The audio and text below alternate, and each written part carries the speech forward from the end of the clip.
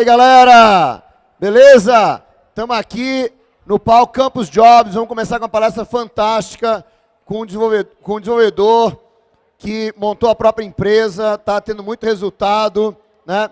Então, vem para cá, Renato, que é aqui, ó, entra aqui. Tá certo? Então, vem para cá, né?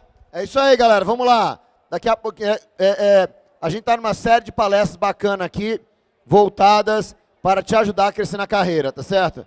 E agora, né, eu tenho um grande amigo meu aqui, que vai dar uma palestra bacana para vocês, sobre como é que você pode usar as últimas tecnologias do mercado para criar um produto fantástico.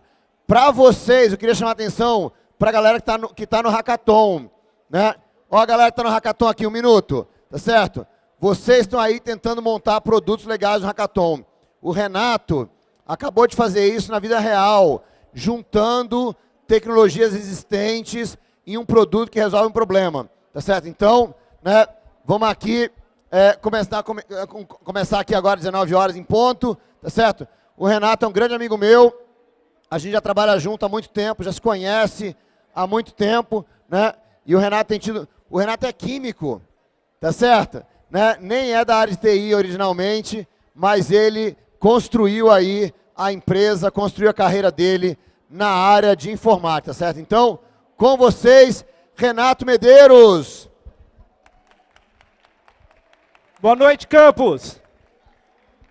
Dá a cadeira para cá, tá. Pessoal, vou ver se eu consigo mostrar alguns atalhos, alguns caminhos de algumas dificuldades que tem em tentar agradar o mercado com um produto inovador, tá? Então, como criar um produto inovador nos tempos de hoje, onde o mercado toda hora está exigindo mais, querendo produtos mais criativos que solucionem problemas reais. É o que eu chamo da verdadeira sopa de letrinhas. Tá? Inicialmente, a gente se deparou com um problema que era criar um produto que fizesse tracking, que usasse inteligência artificial para poder detectar se o produto era original ou não naquele momento, conseguisse trazer essa informação em realidade aumentada, sem usar aplicativos, tivesse uma interface de UX que fosse interessante, que permitisse interatividade com a peça, que conseguisse usar o marketing do produto, tá? Que conseguisse trabalhar IoT, Internet das Coisas, pudesse atrelar RFID, pudesse aceitar blockchain, pudesse aceitar NFT para campanhas promocionais, conversasse com o CRM do usuário, do cliente no caso, entregasse tudo isso num DataVis, tudo isso a baixo custo, 6 centavos. Tá? Dentro disso, um dos maiores problemas, ainda tinha que ser escalável e tudo dentro de um QR Code. Esse era o grande desafio. Tá? E o pior de tudo, você está trabalhando com dados, então tinha que respeitar a LGPD. Mas o grande problema, maior de todos, era como não deixar a equipe louca. Tá? A equipe se resumia a 2 pessoas.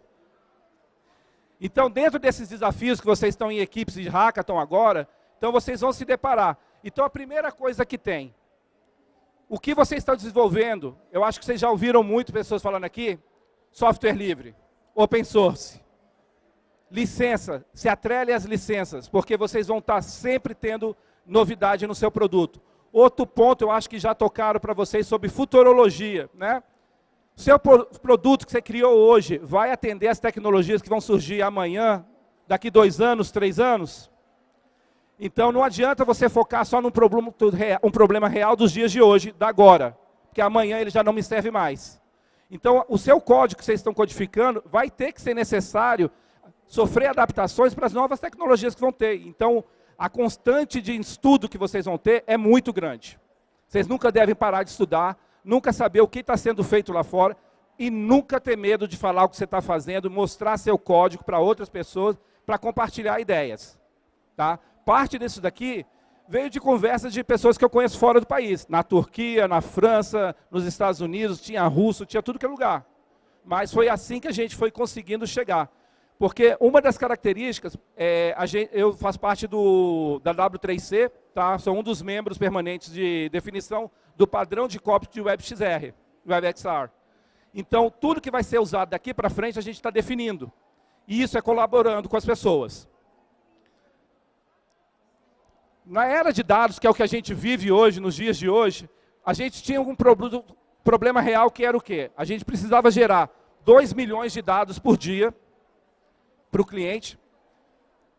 Nós tínhamos que gerar códigos únicos, tá? De dados variados, numa velocidade muito grande, de acordo com a demanda do cliente. Então, hoje a plataforma entrega 2,3 milhões de códigos por minuto.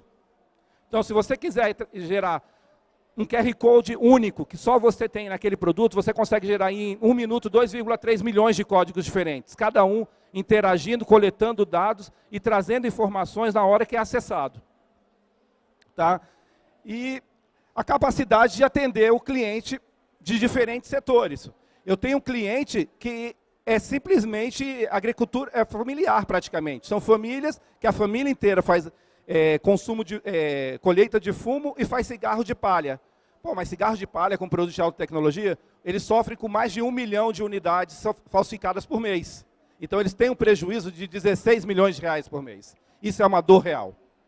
Então, assim, agregar um produto, um código que custa 6 centavos no produto dele, é fácil para ele. Só que ele está coletando informações que ele nunca imaginou. De onde está cada consumidor dele, que horas consome e aonde está o produto pirata na hora que ele é encontrado.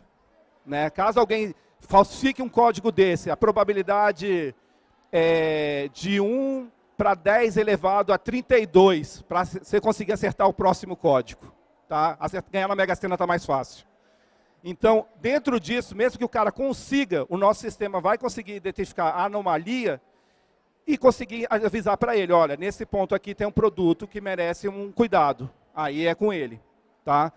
Mas, tá, e daí? Tá? Você está falando de entregar uma realidade aumentada para o cliente final, que faça imersão, que identifique se o produto é original, que faz o tracking dele, que é de baixo valor. Tá, mas onde está a dificuldade que foi encontrada nisso? Primeiro ponto, inteligência artificial. Dentro de todas as áreas da IA, nós precisávamos muito saber o que o nosso produto precisava usar. Tá? Eram várias áreas do conhecimento, várias tecnologias diferentes, várias bibliotecas diferentes, mas uma coisa eu tinha que preocupar. Eu não sei o que vocês estão desenvolvendo, mas uma coisa. O produto que vocês estão fazendo tem que conversar com outros produtos. É um caminho que vocês não vão ter retrabalho. Tá?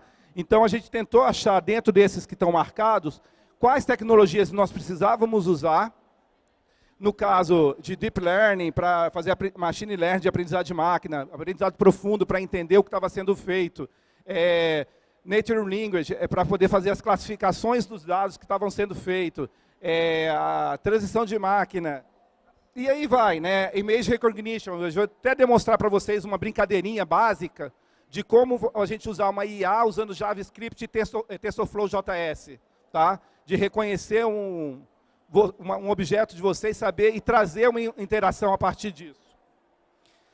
E dentro disso, né, e o Speak to Text, que é você conversar. Não adianta eu entregar uma interação para o consumidor, que ele vai olhar, quantas pessoas já viram realidade aumentada? Ah, deixa aqui para o lado, já vi, não tem mais graça. Faz uma vez, 2 vezes, deixou de lado. Não tem valor agregado. Agora, a gente conseguiu criar um produto que permitiu o quê?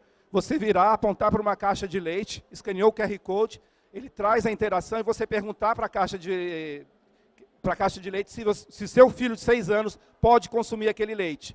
Ele vai saber, não, esse produto é derivado de soja, não é recomendado para criança de 6 anos.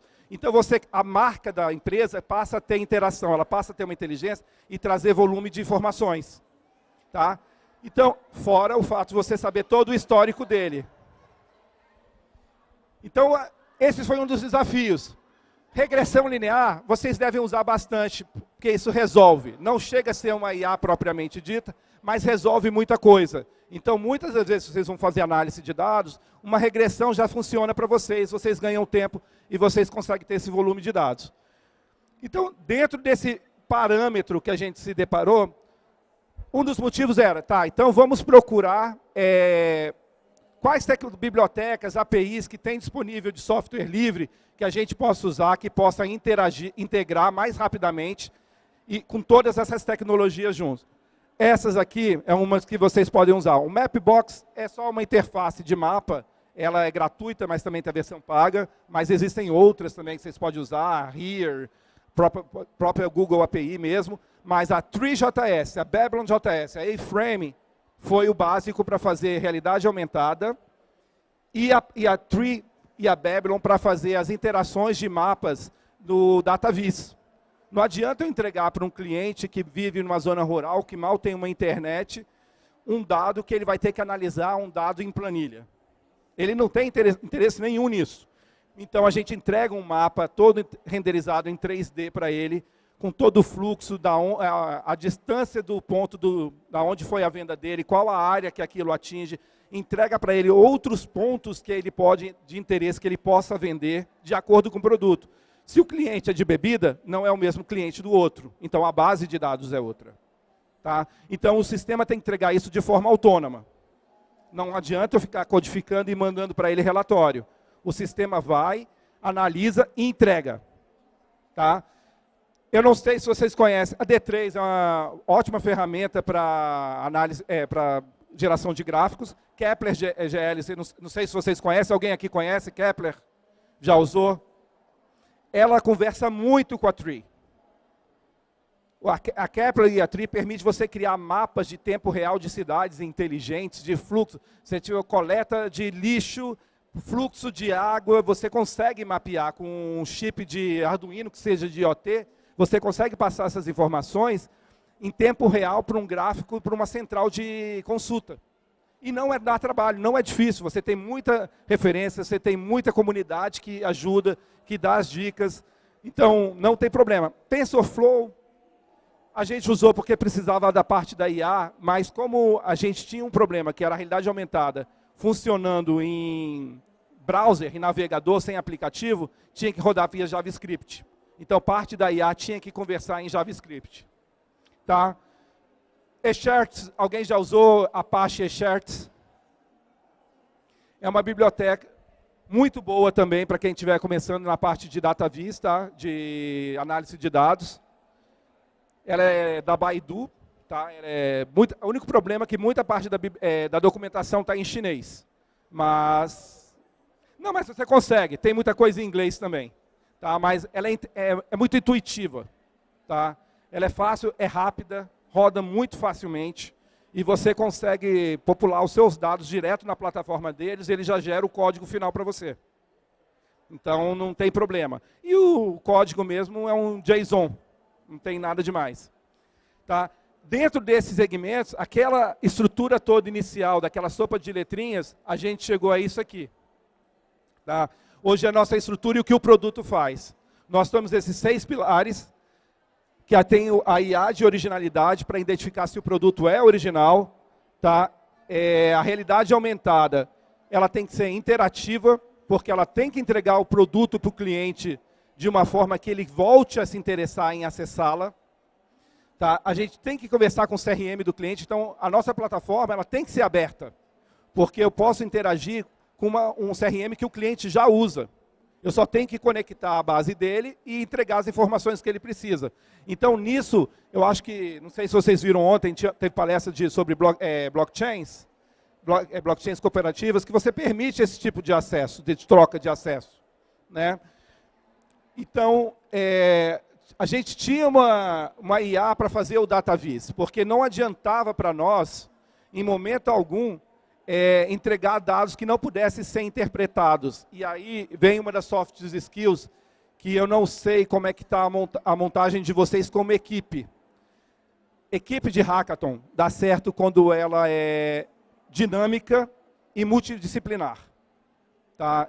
Eu tive uma experiência uma vez, uma mentoria de uma hackathon de Deep Learning, que a melhor equipe que teve para mentorar tinha uma psicóloga.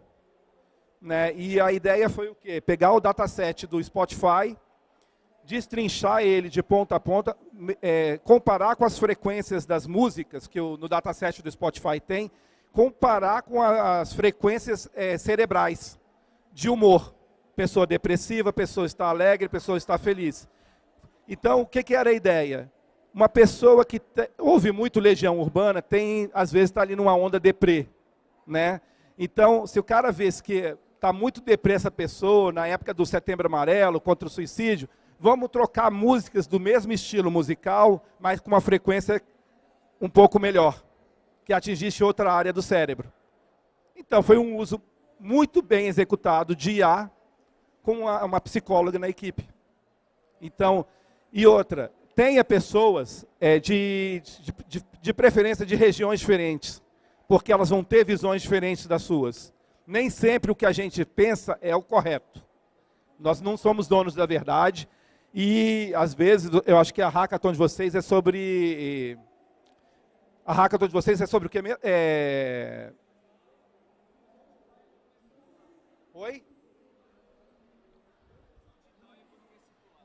Inclusão digital e economia circular. Não adianta você só ter um pessoal de uma única classe social que não vai conseguir pensar de como fazer a inclusão. Então, dê espaço, não tenha medo de falar sobre o seu produto para ninguém, troque ideias, porque se você tiver um produto já bem amadurecido, no mínimo 6 meses para fazer igual a você. Então, isso aí, não tenha medo, e troque ideias. Tá? A comunidade open source é muito boa para isso. Né? Então, dentro do DataVis, outro problema que eu já vou falar aqui para vocês. Um dos problemas que a gente tinha, a gente está trabalhando com clientes que mexem com exportação. A gente tem uma guerra comercial entre Estados Unidos e China. Se o produto for para o mercado chinês, os dados têm que ficar em servidores chineses. Se o produto for para o mercado americano, não podem ficar em servidores chineses. Então, existem soluções. Isso aí são soluções que você, por exemplo, consegue no Ali, e ele monta isso para você. Você joga a base de dados, ele monta isso para você em tempo real. Tá? Então, assim, são casos de visualização que você pode trabalhar desde a indústria a uma formação. Então, essas informações ficam interativas a ponto de você entregar qualquer informação para o cliente. Tá? E lembrando, isso custa 6 centavos. Tá? Então, assim, não adianta você querer fazer o melhor produto do mundo e querer cobrar caro. Você tem que resolver o problema do cliente, um problema real, uma dor real que ele tem. Você vai ter clientes diferentes, então seu produto vai ter que ser escalável, vai ter que servir todo mundo, usando tecnologias diferentes. E aí é aquela coisa, estudo e compartilha. Estudo, compartilha. Passa o código para alguém, ele analisa, ele vai te dar um feedback e você vai ter um retorno melhor. E se preocupa com as licenças. Tá? Dependendo das licenças que vocês têm, vocês não vão conseguir comercializar produto. Tá? Então, talvez aqui na Hackathon vocês consigam até desenvolver alguma coisa com uma licença, porque vocês estão montando um MVP. Mas isso vocês têm que ter em mente que mais para frente vocês vão precisar, sim, resolver algumas coisas. Tá? Isso aqui eu vou mostrar agora um exemplo do produto real funcionando. Tá? Isso aí foi um caso que a gente foi procurado pela Imperador de Palmitos. Você escaneava o QR Code, ele trazia receitas do produto, o histórico do marketing que eles tinham na época, falando de como era feita lá a colheita, e você tinha aquele ambiente criado. Só que isso, só pela realidade aumentada, não tem muito valor. Tem um valor, vamos falar, tem um legal do momento, mas depois a pessoa não vai fazer. Agora, se você pode conversar com a marca, se você pode entregar para o cliente aonde que o produto dele está sendo consumido e entregar a confiabilidade de quem está comprando, seja do varejo, ou seja do atacado, seja o consumidor final, saber a origem do produto, que ele saiu lá da ilha de Marajó, que foi colhido no tal dia, que passou tantos dias,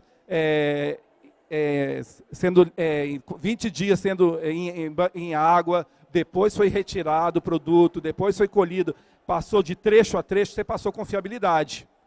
Você pode criar, no caso deles, você podia fazer uma interação com o CRM de WhatsApp, mandar cupom da nota, mandar um NFT e ganhar uma pontuação. A ideia era criar um valor agregado. Então, você podia, por exemplo, trocar esses pontos que você ganha para um plantio de uma árvore de reflorestamento. E aí você está fazendo a sua parte e ele ia botar uma área lá no mapa e plantar. Olha, aqui é a planta que o Bruno pediu para trocar os pontos dele pelo consumo do palmito.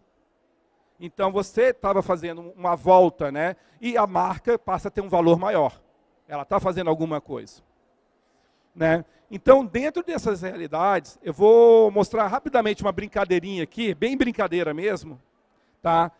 Quem estiver disposto a escanear esse QR Code, isso é uma interação de IA, tá? Com visão computacional, né? E um deep learning que teve por trás para fazer o aprendizado de máquina.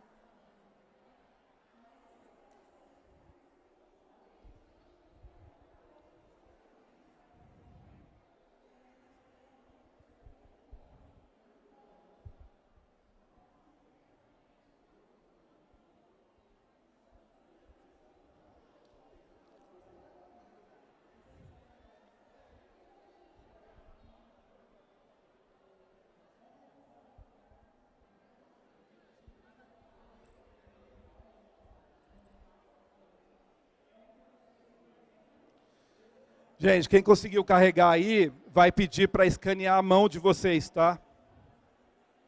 Só colocar a mão na frente da câmera. Quando ele fizer o reconhecimento visual do objeto que já foi treinado, aí ele vai trazer uma interação. É uma brincadeira, não tem nada demais.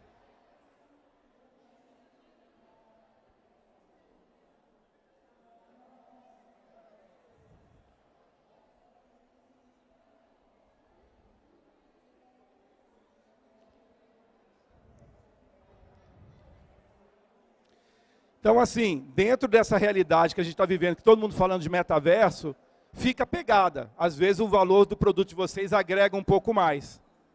Tá? Gente, eu vou terminar por aqui. Tá? Aí tem um outro QR Code também com uma outra realidade aumentada de brincadeira. Vou deixar aberto para alguma pergunta, alguma dúvida que vocês tenham.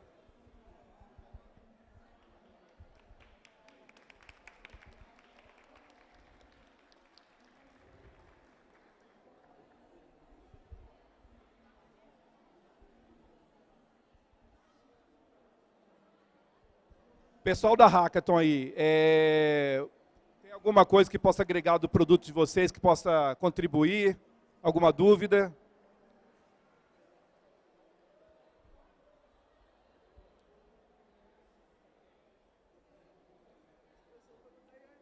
Oi?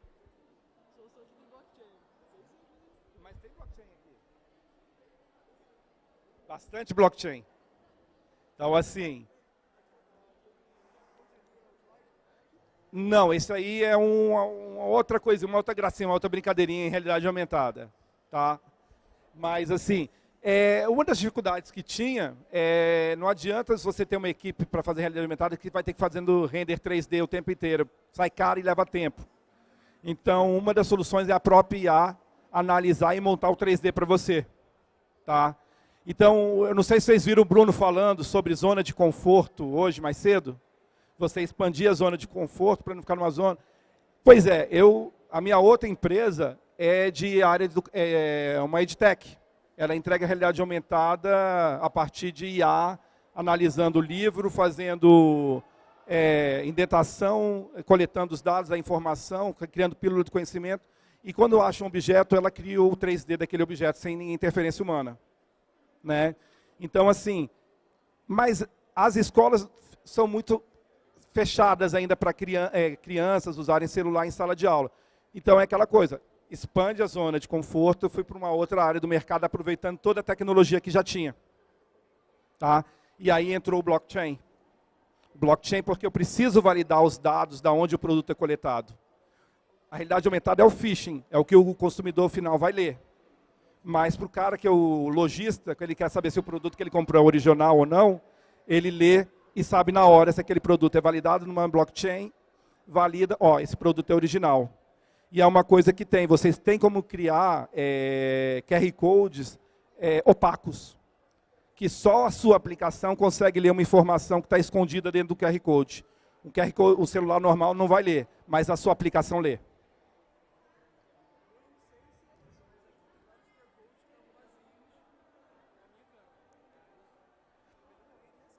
Pode ser que sim. Pode ser que sim. Gente, eu acho que é isso. Né? Acho que tem 45 segundos ainda, se alguém quiser mais alguma dúvida. Então é isso, Campos. Vou ficando por aqui, obrigado. Boa noite para todos e curta aí o resto da semana. Ô!